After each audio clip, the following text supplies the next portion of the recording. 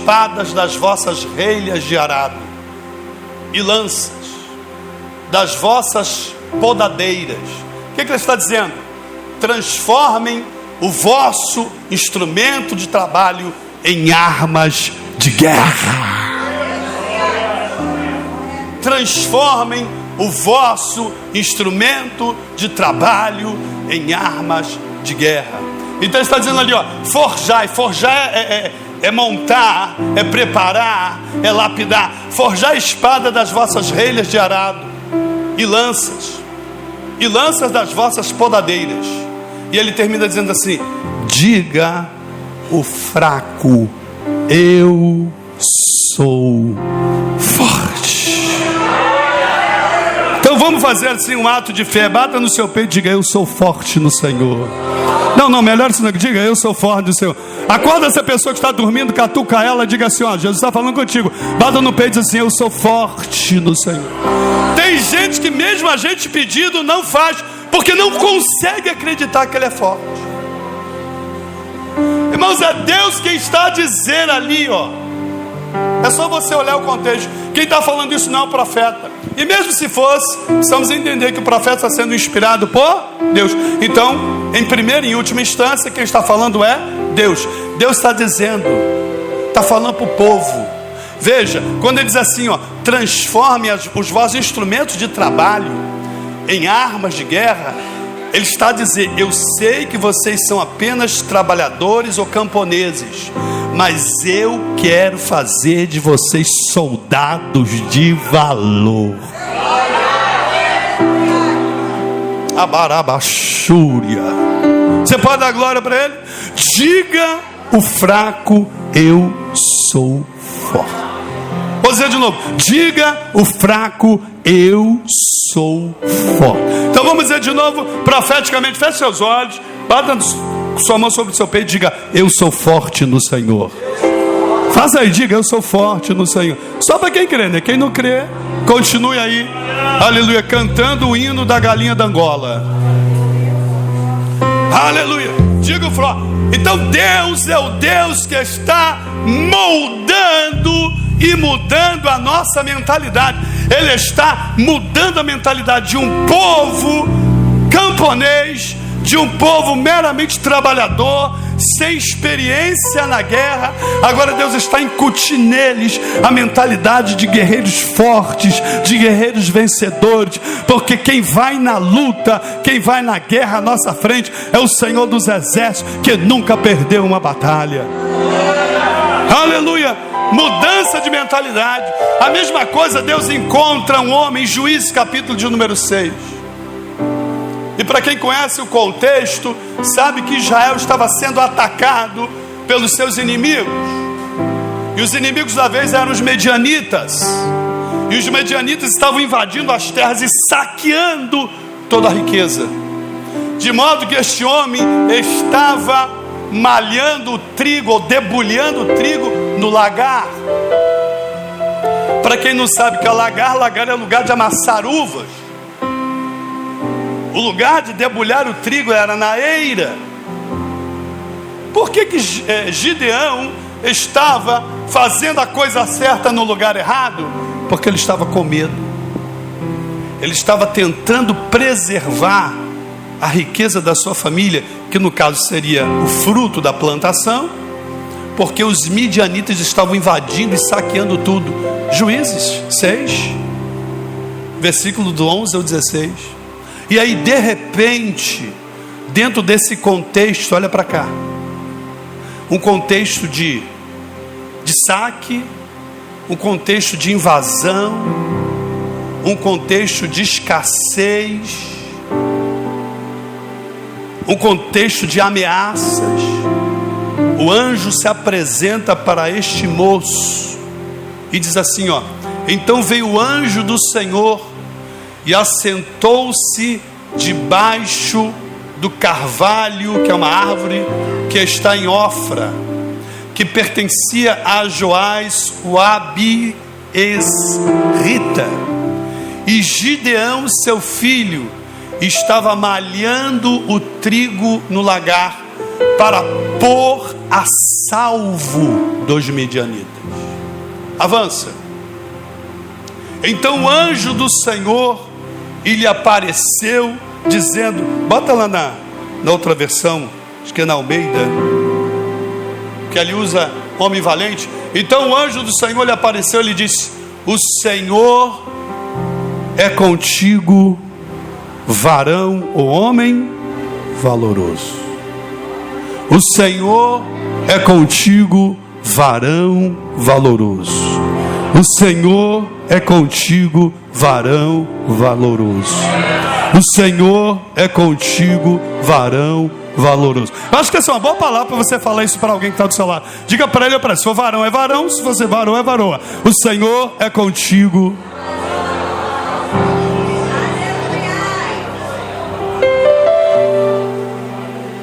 Olha só, o contexto a gente já viu. Avança para o 13, por gentileza. Mas Gideão lhe respondeu. Olha a resposta de Gideão.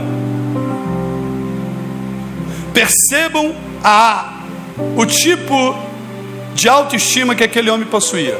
Mas Gideão lhe respondeu: ai, Senhor meu, se o Senhor é conosco, por que tudo isso nos sobreveio? Em outras palavras, se Deus está conosco, por que está acontecendo tudo isso? Querido, as circunstâncias não mudam quem o teu Deus é. Não, vou dizer de novo. As circunstâncias não mudam quem o teu Deus é. Pega na mão dessa pessoa e diga para ela: você pode estar passando a pior luta, o teu Deus continua sendo Deus.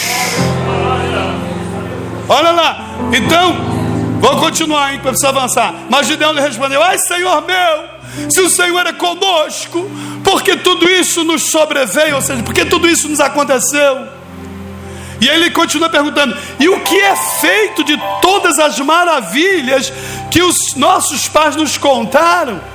Ele ainda continua questionando o anjo: cadê aquelas maravilhas que os nossos pais relataram para nós, maravilhas que Deus operou no passado?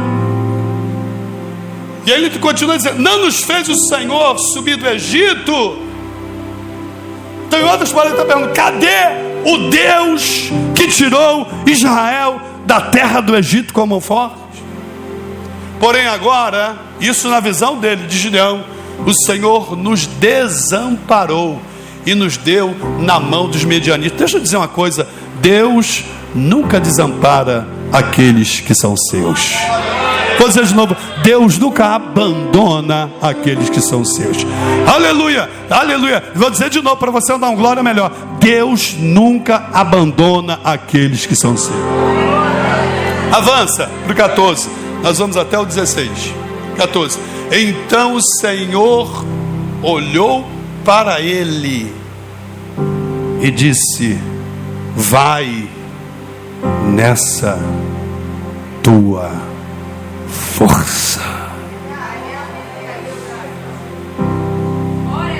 Quando Gideão se olhava para si mesmo, ele se via como um gato assustado e acuado. Quando Deus olhava para Gideão, o via como um soldado valoroso. Então o Senhor olhou para ele e disse: vai nessa tua força, e tu livrarás a Israel das mãos do medianita, ou medianitas. Porventura não te enviei eu? Versículo 15. E ele, Gideão, respondeu ao Senhor: ai, Senhor meu, com que livrarei Israel? Eis que a minha família... Olha a visão que ele construiu. Eis que a minha família é a mais pobre em Manassés, e eu o menor na casa de meu pai. 16. E o Senhor lhe disse: porquanto eu hei de ser contigo, e tu ferirás aos medianitas como se fossem um só homem. Deixa eu te dizer aqui, você tem duas opções: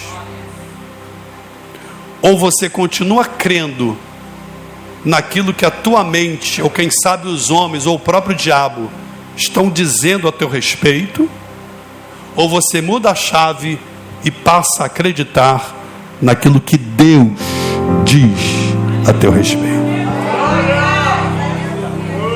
Aquele homem tinha uma baixa autoestima.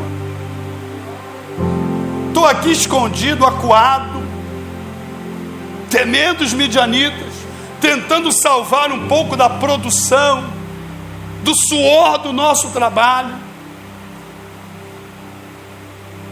E aí o Senhor se apresenta para mim e me vem com essa saudação: o Senhor é contigo, varão valoroso. E depois de tudo isso, Deus ainda disse para ele: vai nessa tua força, porque tu livrarás Israel.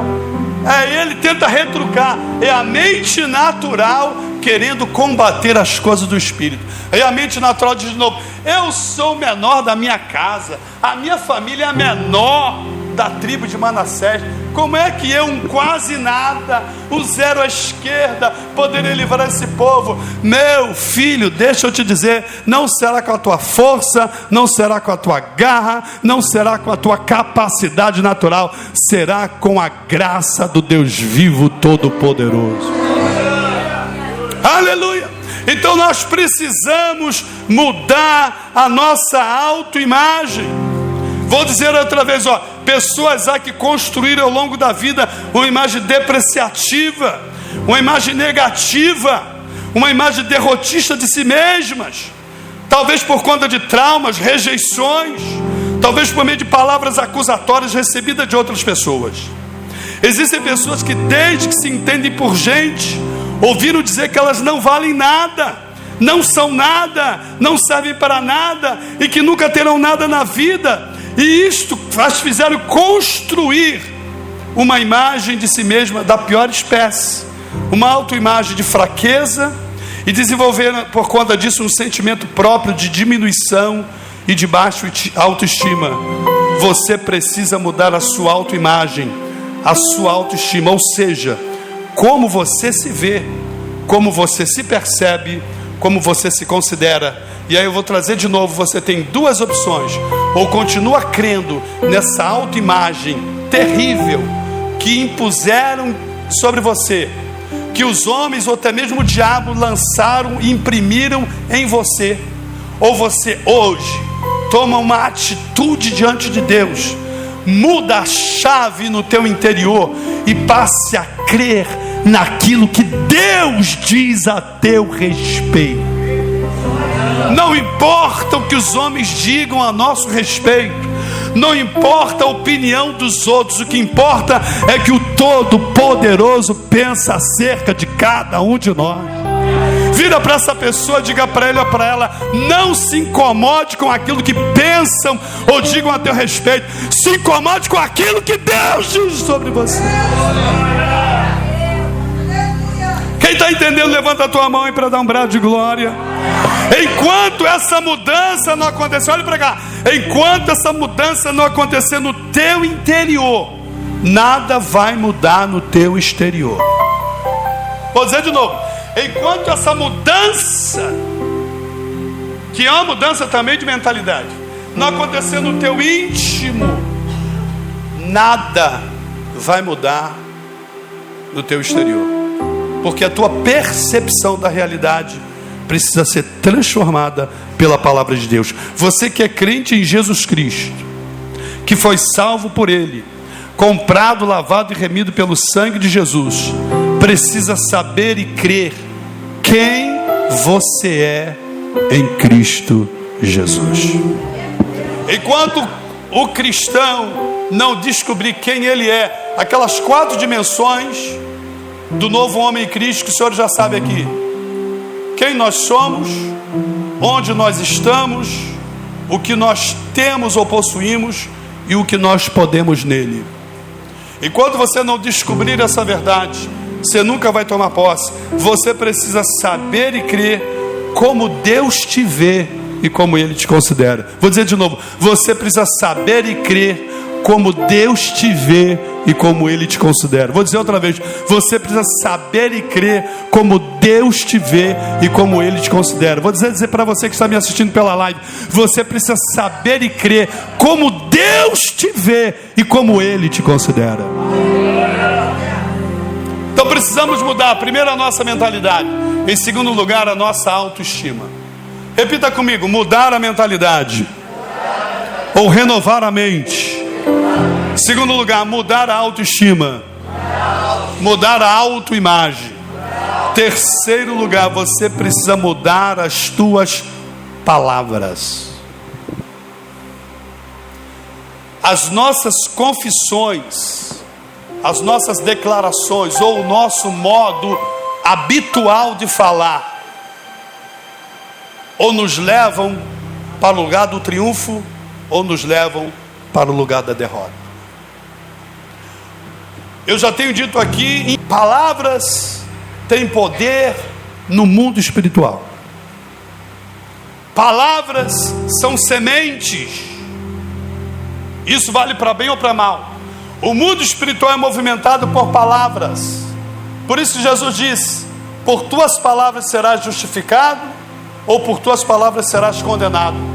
Por isso que em outro momento ele diz: a boca fala daquilo que o coração está cheio.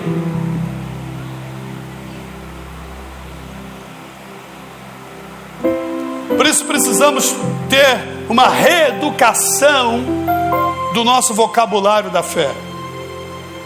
Precisamos mudar palavras. Quantas pessoas, irmãos, construíram, e a nossa palavra, ou o nosso modo habitual de falar, também vão construindo ou destruindo a nossa autoimagem. Quantas pessoas construíram um vocabulário de pessimismo, de derrotismo, e alguns até sobre o falso pretexto de humildade. Vocês já ouviram crentes falar assim, principalmente quando tem oportunidade: oh, não olha para mim, porque eu não tenho nada para te dar. Meu querido, se você não tem nada para te dar, para dar para os outros, por gentileza, sente, peça a Deus, receba e depois compartilhe. Pastor, o senhor está sendo agressivo? Não, estou sendo bíblico. Atos dos Apóstolos, capítulo de número 3. Bota aí. Atos dos Apóstolos, capítulo de número 3. Atos 3. Qualquer versão. Pode ser na corrigida mesmo. Atos 3. Olha lá. E Pedro e João subiam juntos ao templo à hora nona, que era a hora da oração. Avança, 2. E era trazido um homem que desde o ventre de sua mãe era coxo, o qual todos os dias punha um porta do templo, chamada Formosa, para pedir esmola aos que entravam no templo. 3. O qual, vendo a Pedro e a João que iam entrando no templo, pediu que lhe desse uma esmola. Então a expectativa daquele homem era receber uma esmola. Vamos lá, 4. Olha a resposta de Pedro. E Pedro com João, fitando, quer dizer, olhando para eles, disse: olha para nós. Os crentes de hoje dizem assim: não, olha para mim que eu não tenho nada para te dar. Os crentes primitivos diziam: olha para nós. Percebe a diferença? E muitos foram enganados com essa ideia oriunda de um tradicionalismo religioso, dizendo, achando que com isso é um ato de humildade. Isso não é ato de humildade, é de tolice e desconhecimento da Bíblia. Pedro e João, fitando os olhos, disse: olha para nós. 5. E aí aquele homem olhou para eles, esperando receber deles alguma coisa. Na mente dele, o que ele esperava era que era uma esmola. A versículo 6. Então Pedro disse: prata e ouro eu não tenho, porém, mas o que eu tenho, o que eu tenho, isso te dou. Quem é de Cristo tem sempre algo para dar a quem precisa. Vou dizer de novo: quem é de Cristo tem sempre algo para dar a quem precisa. Vou dizer outra vez: Quem é de Cristo tem sempre algo para dar. Querido, você é a habitação do Santo Espírito de Deus. Você carrega a glória do Deus vivo, todo-poderoso dentro de você. Então mude esse vocabulário. Não olha para mim que eu não tenho nada para te dar. Você tem. E Pedro diz: em nome de Jesus Cristo Nazareno, levanta e anda. Versículo 7, olha o que vai dizer: e tomando pela mão direita. Então veja que o coxo não levantou sozinho, ele foi ajudado pelo Pedro. Pedro o levantou pela mão direita, e logo os seus pés e artelhos se firmaram. E só para fechar o 8, vamos lá. E saltando, ele se pôs em pé e andou, e entrou com eles no templo, andando, saltando e louvando a Deus. Quem é de Deus tem algo para dar. Então, veja, mude as tuas palavras, as tuas confissões. Filipenses 4:13 vai dizer o quê? Posso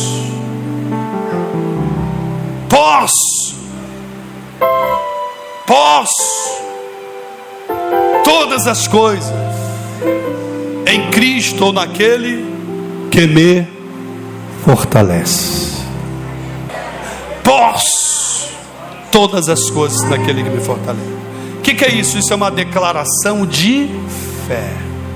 É uma declaração de fé. Vira para o seu irmão e diga para ele, você precisa aprender a fazer declarações de fé. Diga isso aí, por favor. Você precisa treinar a fazer declarações de fé. Em 2 Coríntios capítulo 4, versículo 13, para a gente quase terminar. 2 Coríntios 4, 13, olha o que está escrito ali, ó. E temos, portanto, o mesmo espírito de fé. Espírito de fé. Você recebeu espírito de fé. Vou dizer de novo: você recebeu de Deus espírito de fé. Não foi espírito de pessimismo, não foi espírito de derrotismo, não foi espírito de timidez, não foi espírito de covardia, foi espírito de fé. Temos, portanto, o mesmo espírito de fé, como está escrito: crie, por isso falei. A verdadeira fé precisa ser professada. A verdadeira fé precisa ser declarada. A verdadeira fé precisa ser verbalizada. Crie, por isso falei. Nós também cremos, por isso também falamos. Cremos o que? Falamos o que? Cremos na palavra e falamos a palavra.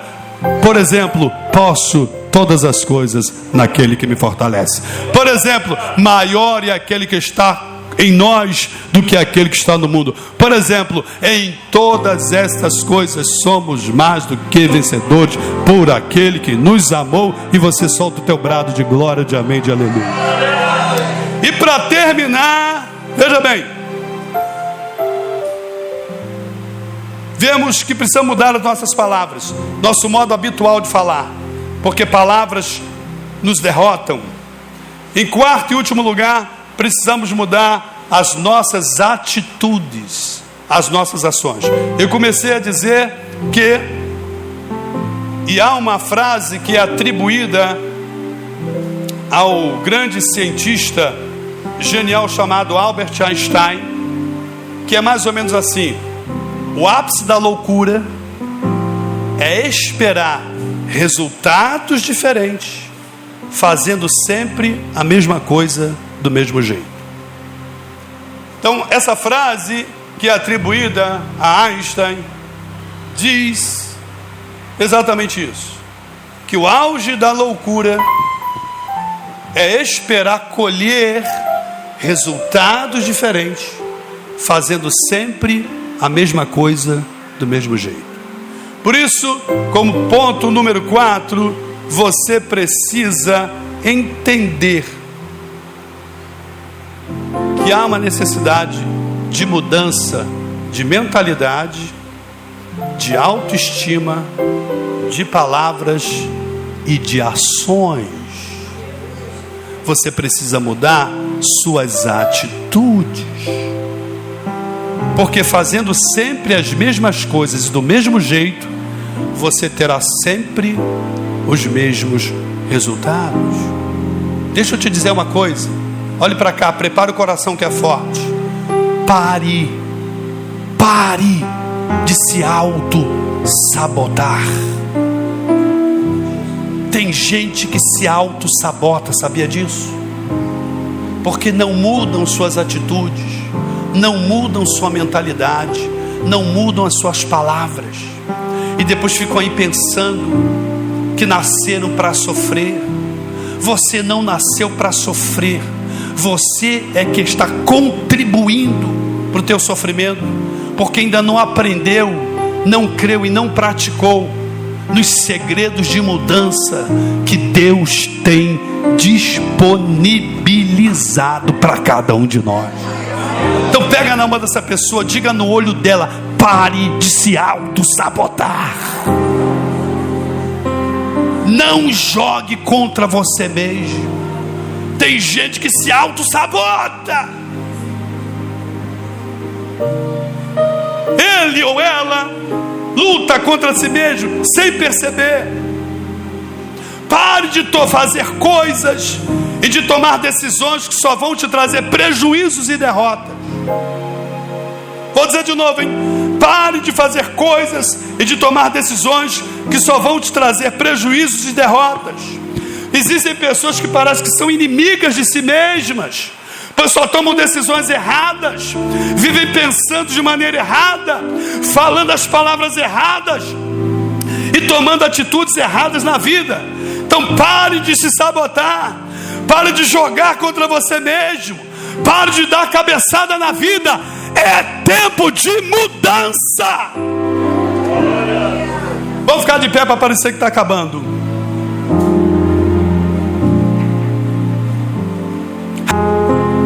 Você precisa parar de se auto-sabotar.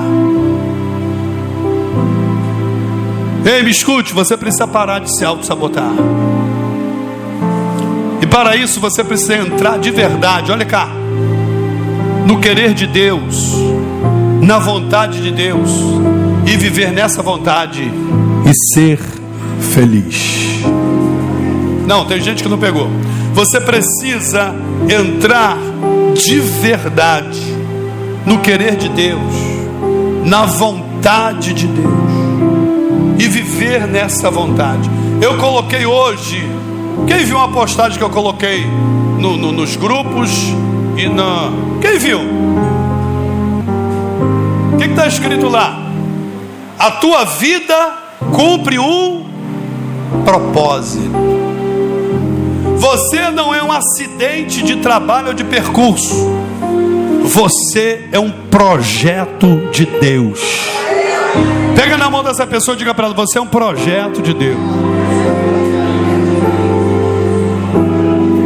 Diga aí para mais 2 ou 3: você é um projeto de Deus. Então pare de sabotar esse projeto.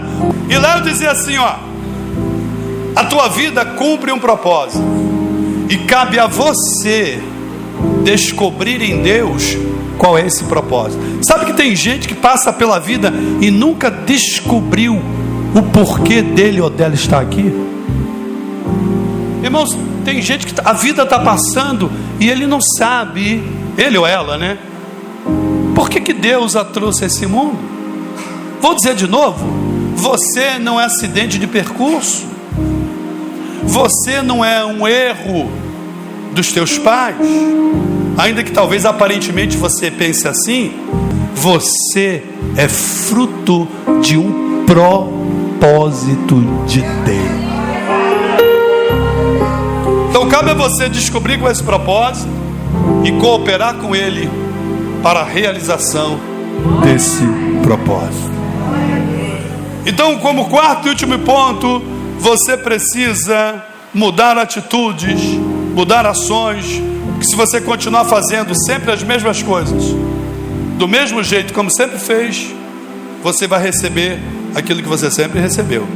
Se você quer coisas novas, coisas diferentes, faça coisas diferentes e coisas novas em Deus e para Deus. Quem está entendendo, levanta suas mãos para dar glória. Aleluia. É tempo de você parar de viver a tua própria vontade e passar a viver na vontade do Senhor para a tua vida, pois a vontade de Deus é sempre a melhor. Então, para fechar, guarde, porque eu vou dizer outra vez: entre de verdade no querer, na vontade. Não adianta, enquanto você quiser viver a tua própria vontade, ignorando a vontade de Deus, quem perde é você, quem sofre é você, quem sai no prejuízo é você. Por isso, entre de uma vez por todas e viva no querer de Deus, viva nisso, permaneça nisso e seja feliz, como Deus quer que você seja feliz. Vou dizer de novo: seja feliz como Deus quer que você seja feliz. Vou dizer outra vez: seja feliz como Deus quer que você seja feliz. Dê um abraço nessa pessoa, diga isso para ela: seja feliz como Deus quer que você seja feliz. Glória! Feche seus olhos. Shalom, amados. Estou aqui para mais uma vez agradecer a todos os irmãos e amigos que têm nos acompanhado nesse trabalho que o Senhor tem colocado em nossas mãos de divulgação do Evangelho poderoso de nosso Senhor e Salvador Jesus Cristo. Quero agradecer particularmente a cada um dos irmãos que tem assistido os nossos vídeos, que tem curtido, que tem comentado e que tem compartilhado com outras vidas para que mais e mais pessoas sejam alcançadas pelo Evangelho da graça do Todo-Poderoso Jesus Cristo. Evangelho esse que tem poder salvador, poder curador, poder libertador, poder transformador. O Evangelho é o remédio de Deus e a solução de Deus para todos os problemas da humanidade. E você é o nosso parceiro nesse trabalho de divulgação dessa palavra poderosa. Eu espero que cada vídeo esteja sendo um canal de bênçãos para a tua vida, que cada palavra esteja edificando a tua fé, que cada mensagem esteja ativando o teu espírito, aumentando o teu nível de comunhão com Deus, o teu nível de fome, de sede pelo Senhor, porque estamos vivendo tempo em que as pessoas estão carecendo cada vez mais e mais de Jesus Cristo, e isso exige de cada um dos seus seguidores um coração também em chamas para levar esta palavra, para proclamar com poder e autoridade este evangelho do reino que tem o poder de destruir as obras do diabo e arrancar vidas das garras de Satanás e trazê-las para o braço do Pai, para a sua maravilhosa luz. Por isso eu continuo contando contigo nesse trabalho, eu continuo contando com a sua ajuda no sentido de não apenas apoiar o canal, assistindo os nossos vídeos, deixando o seu like, é de extrema importância. A gente sempre está falando isso, porque a cada like, a cada gostei que você clica lá nos vídeos em que você assiste, o YouTube entende que aquele vídeo é importante e interessante e, consequentemente, ele próprio faz a divulgação para outras pessoas. E, além disso, também é de extrema importância que você compartilhe com o máximo de pessoas para que vidas que estejam aí desanimadas, prostradas, doentes, tanto do corpo quanto do espírito, possam receber a cura de Jesus Cristo, porque Ele é o grande curador. Jesus Cristo é o curador dos homens. Aleluia! Jesus Cristo é o grande libertador das almas. E Ele conta com você na divulgação deste reino, na divulgação desta palavra, na divulgação do seu evangelho, de modo que eu quero continuar te incentivando a seres, juntamente comigo, um propagador desta mensagem do céu, por meio deste canal, de modo que você deve continuar distribuindo esse vídeo nas suas redes sociais, para que mais e mais vidas sejam alcançadas e obras das trevas sejam destruídas no poderoso nome de Jesus. Deixe também o seu comentário, isso é importante para a movimentação do próprio canal e também para que sirva de testemunho para que outros, ao assistirem o vídeo e ler os comentários, se sintam inspirados na fé, se sintam tocados por Deus, se sintam abençoados pelos céus. Que Deus vos abençoe em Cristo Jesus. Amém.